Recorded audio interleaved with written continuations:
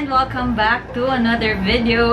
I'm with Special guest for this vlog, Agassi Ching po. It's an honor to be a guest. Subscribe po kayo sa channel niya, Agassi Ching. Yes. Ilalagay ko na lang sa Opo, description. salamat po. Okay, for this video! Ay, isa pa. Sa tagal-tagal na nating nagvo-vlog, love, never pa natin nagawa to. So this is our first time. Sige, pakita mo yan! Tayo na wala na. What? Pakita mo! Hikap ka! Edit out mo tala ba? Galing na pala yung hangin ni Aircon.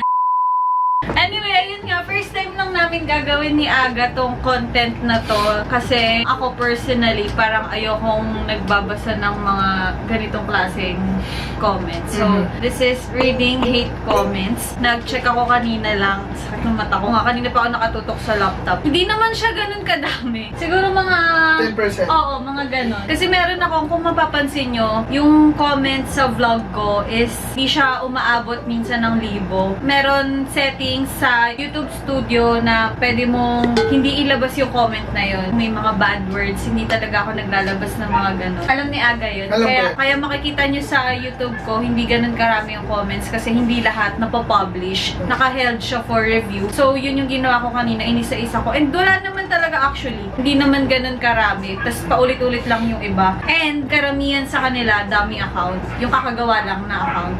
So feeling ko isang tao, tatlong account yung ginagamit, Oo. tapos magko-comment ng hateful comments. Kahit naman sa mga recent videos namin, di ba love?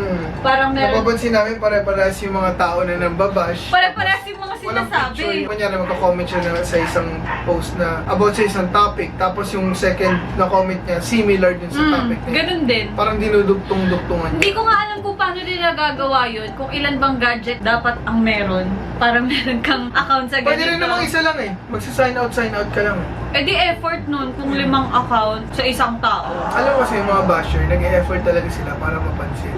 Mapapansin.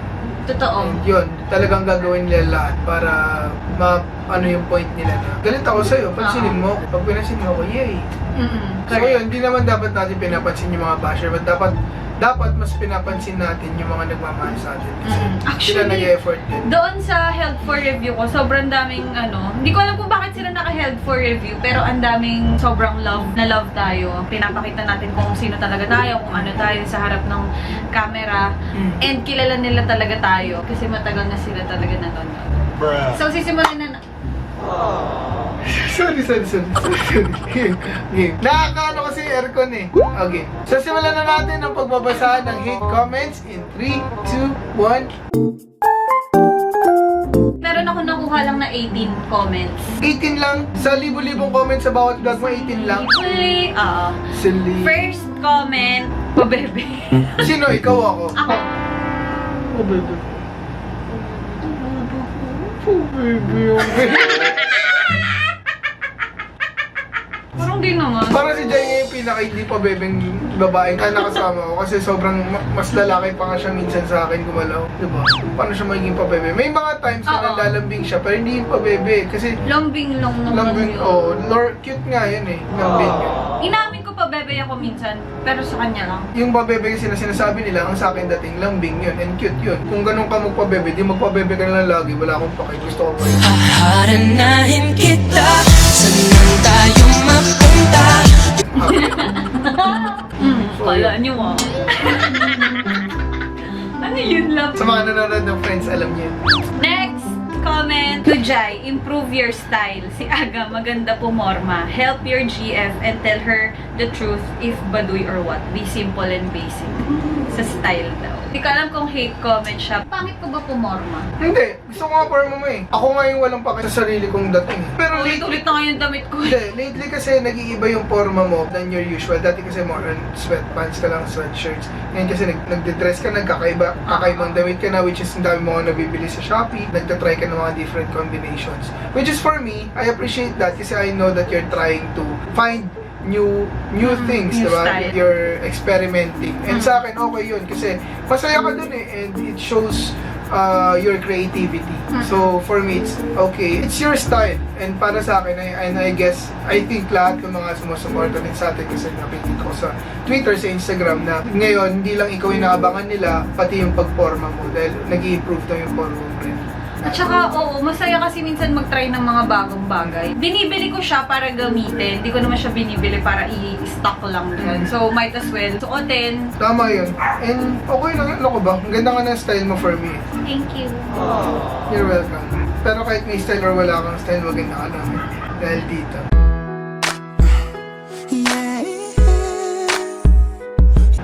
Ito yung nagdadala. Huwag ka nga. Kahit sabihin mong Actually, gusto ko nga yung style mo nung last time sa totoo lang. Na, Yung suot mo yung shirt ko. damit mo. Tapos yung sweatpants. Doon ako pinaka-comfortable. Malakas ng dating for me, promise. Yung mga ganun. Panoodin niyo sa vlog ko. Yung switching cars. Lalagay ko dyan. Next comment. Iwan mo na si Aga. Halata namang na-enjoy siya na di ka niya kasama sa mga vlog niya. Di ka na niya gusto puntahan, di ba? Kunwari miss ka niya, nag-enjoy siya sa nano. Dati ikaw lagi pinupost niya ngayon, iba na. Huwag ka na umasa sa BF mong bakla. Ako, Sino kaya yun? Hindi, sister, ano ka ba? Hindi naman kailangan yan ipakita palagi in front of the camera. Kasi mismo kaming dalawa, nag-uusap kami. Maniwala man kayo sa hindi, siya yung palagi nagsasabi sa akin na namimiss niya na ako. And ginagawa niya lagi ng paraan. Ginagawa niya lahat ng paraan para magkita kami. Tsaka mo pakialam mo kung nagnanano ako. Oo mo. Masaya ako nagnanano eh. Mga ginagawa kong content na yan yung nagkaroon ako ng COVID. So hindi ko talaga pwede puntahan si Jai kahit Exactly. gano'n ko siya ka-miss. Ha? Naintindihan mo ba yun? Okay, next comment. Napakawalang kwentang content ang OA mo, Jai. Ha ha ha. Ito yung sa mukbang ko. Hindi ko nga alam paano naging walang kwentang content. Sponsored vlog siya. And panigurado may kwenta siya kasi maraming natuwa sa pagkain ko. Sarap ko daw kumain. Ano mo? Yung mga Korean food, sarap ko yung kumain. So may kwenta siya, nabusog ako. Wow, palaban. Nasa sa kanila na yun, bakit kayo nanonood kung walang kwenta? Oo. Comment pa kayo. Ito tiniskip niya, no? Pag ginaganyan mo ako, kunyari sinagot mo ako ng pag ganyan, hindi ako maaasar eh. Papitan pa ako sa'yo. Pero yun nga, masaya siya sa ginagawa niya eh. Ba't niyo siya pinapakailaman? Huwag niyo lang panoodin yung video, okay lang naman sa amin. Bakit pa kayo nagsasaya ng oras sa data niyo para mag-comment at manood pa? Tama, Judy Ann. Yung Judy. Judy Ann. Judy. Next comment. Ang pangit ng vlog mo, Jai. Ang arte mo, basher mo. What? At least honest siya. Sinabi niyang basher mo siya. Diba? Sakit naman ng Josephine Rivera. Pero okay lang, doesn't matter. If napapangitan ka sa vlog ko or vlog namin, skip mo na, huwag ka na manood. Lahat naman tayo kasi meron tayong kaartehan sa katawan, meron tayong kaartehan sa sarili natin. So hindi ko naman din may kakait na minsan talaga nag-iinarte ako. I admit it. Normal lang naman. Tsaka kung hindi ka maarte at sobrang perfect sa vlog, plastic ka. Tama. Kami naman kasi nagpapakatotoo lang kami. Kung nakita niyo maarte man or OA or pabebe, di yun talaga kami. Bakit namin kailangan gawing perfect yung sarili namin para lang ma-please yung ibang tao? Mas maganda nagpapakatotoo kami at mahalin niyo kami ng ganun kami. Wow. Boom! Aray ko yung hikaw. Sorry. Next comment. Boring na ng content mo. Mag-prank ka naman. Sa mukbang ko ata to eh. Hindi naman kasi ako mahilig mag-prank. Ako kasi may... Siya yun. Kaya dapat sa kanya nyo sabihin. Hindi, mag-prank sinasabi ka nga ba sa siya? akin, nila sa akin, puro prank ako. O, diba? Medyo magulo kayo ah. Pero hindi na ako nagpa-prank lately eh. Kasi more on sinafocus ko lang yun sa ating dalawa. At saka okay lang kasi, hindi nyo alam kung gaano kahirap mag-isip ng content. Hindi nyo alam kung gaano kahirap magkaroon ng bagong idea. Kasi tagal na namin nagvo-vlog eh. Pinag-iisipan talaga yan tsaka binibigyan ng time kapag gagawa ng content. Okay, next comment. Baduy yun ni Aga, parang for content na lang mga efforts. Bobo ka? Hindi ako Na-explain na namin yan eh, di ba love? Kailan ba Ano yun? ang sabi ko? Nag-questions I've never asked na kami. Nasagot niya na yan. So, panoorin niyo na lang, ilalagay ko dyan. Next! Matagal ng patagal, ang OA na ng mga vlogs content niyo. Actually, parang puro pare-parehas ang mga comments Para-parehas lang yung nasasabi ng mga At saka parang ito ata mga no subscriber. Pili ko isang tao, 10 account, mga ganun. Blank, blank, blank yan. humay, puro kayo scripted prank. Never kami nagkaroon ng scripted prank. Ako ayoko na pinaprank ako, pero si Aga nagagawa niya ng paraan talaga na i-prank ako, pero hindi ako napaprank kasi Tsaka kung alam scripted ko yung na. pranks namin, bakit most of the time fail siya? Bakit namin isa-scripted tapos gagawin din namin fail, di ba? Eh di Katangahan. sana hindi na lang kami nag-prank. Eh di sana kung isa-scripted namin, gagawin namin successful. Hindi nyo ba naisip yun? Eh di nabash na ako dahil lagi ako nag-fail na prank. Pero pinapakita ko pa rin yun kasi Totoo. gusto ko makita nyo yung nangyari. Oo, kahit fail siya, ma-upload ko at aaminin kong fail siya. Paano naging scripted fail prank? Nag-iisip ka pa? Scripted tapos fail? Ganon. Next comment, pangit mo, Joy.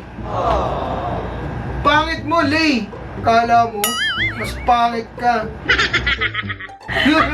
Pangit ang... Alam nyo, kaya minsan ako nawawala ng self-confidence kasi may mga nagko-comment na ganyan ng pangit ko daw. 'Di ba? Sabi ko sa inyo, mahirap masabihan ng pangit. So, kaya para sa mga nanonood ngayon, pangit ba si Jai? Comment down below para i-boost rin natin ulit yung self-confidence niya dahil sa sinasabi ng mga basher, dina-down siya, iangat natin siya. Ang hirap kaya masabihan ng ganun. Tapos, hindi mo naman kilala yung nagsasabi sa'yo. Lo, parang, sino ko ba? Close ba tayo? Ba't mo ko Hindi, pero- sabihin pangit? Yun rin kasi yung buhay as an influencer. Kailangan natin tanggapin. Kasi public Oo figure naman. tayo. Kahit sabihin nila akong pangit, okay lang. Kaya nga dahil sa'yo parang unti-unti kong natututunan yung parang i-accept yung mga sinasabi ng iba. Mhm. Kasi alam ko naman na hindi totoo. Pero pangit daw ako. Hindi yun totoo.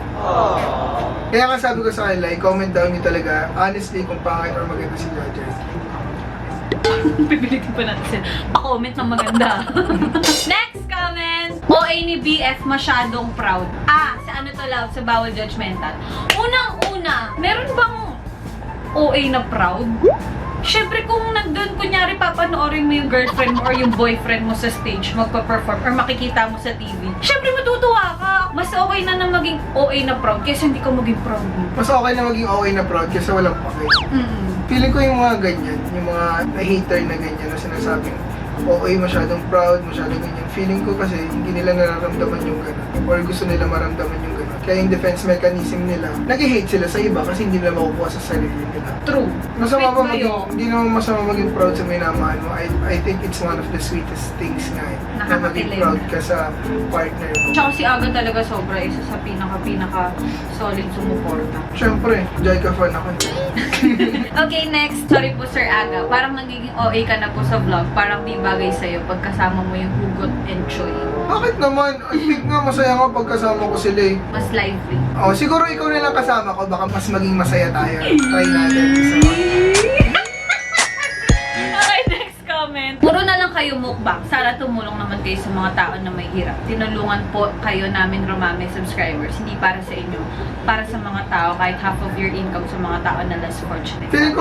Feeling ko kahit hindi na tayo sumugot dyan, yung mga supporters natin yung sasagot dyan. Pero sasagutin ko na rin para sa mga hindi masyadong sumasuporta. Inisip kasi nila na porket vlogger tayo, hindi na tayo tumutulong, ganyan-ganyan. Hindi nyo alam kung ano nangyayari off-cam. Hindi naman kasi lahat ng buhay namin on-cam lang eh. Si Jai, lalo na si Jai, madalas siya tumutulong kahit hindi niya lang binavlog. Katulad kahapon, may tinulungan din kami. Ginagawa namin yun pero hindi naman namin kailangan lagi i-vlog kasi yung self-fulfillment na mafe-feel namin sa pagtulong is more than enough. Wala kayong right i-judge kami about that kasi hindi niyo naman talaga alam kung ano yung nangyayari. I think yung mga supporters namin can vouch for that. Sa TikTok ako maraming nakikita eh. Parang most of the time sa TikTok ako maraming natutulungan. Pag meron ako nakikitang nagtitrend sa Facebook, nagbe-message ako agad kung sino yung pwedeng kontakin, kung sino yung masisendan ng tulong. So, hindi ko na kailangan, hindi na namin kailangan yung ilabas pa sa inyo. So, Hazel, we're helping other people din. Para lang alam mo, ang landi nyo. Hindi kayo. Wala ka lang kalandian eh. Kaya ka gumawa ganyan eh. Ikaw naman. Ay, last na yun. Ang sarap mong basag. Yun siguro yung mga 10% na nagsasabi na masama. Pero dun sa 90%, maraming salamat. Dahil kahit ano man yung flaws namin ay tanggap nyo kami. And kahit ano gawin namin, sinusuportahan nyo pa rin kami. Na-appreciate namin ni Jaja yun. Okay lang kahit may mga mag-bash sa amin. Ang importante, mas marami nagmamahal sa amin. Totoo. So, ayun, maraming salamat sa inyo. Lagi kami nag-thank you sa mga suporta na pinaparamdam nyo sa amin. That is more than enough para ma-boost yung mga confidence namin na mas pansinin namin yung mga tao talaga na nagmamahal sa amin. So, yun lang! That is our content for today. Thank you very much for watching this video. I hope you enjoyed it. If you did, please like and subscribe and I'll see you on my next vlog. Bye! Oh! Ay, ganda. Lumapit. Yan ba ang hindi maganda? Matarantado ito.